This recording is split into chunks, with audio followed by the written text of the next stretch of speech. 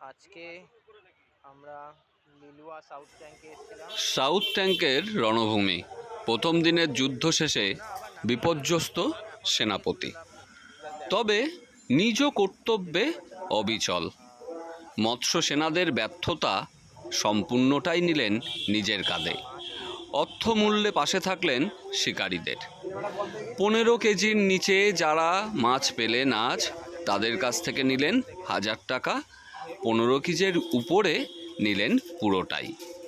আর আজ যারা যুদ্ধে ছিলেন তারা পরবর্তীতে 2000 টাকা দিয়ে 4 দিনের মধ্যে যে কোনো একদিন এই পুকুরে আসতে পারেন আবার যুদ্ধ করতে। বেলার শেষে অবিচল সেনাপতি।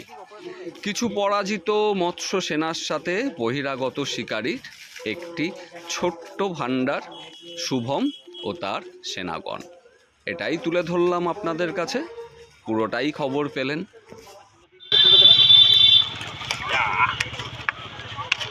বসেও দেখতে পাচ্ছেন আমাদের সব টিম।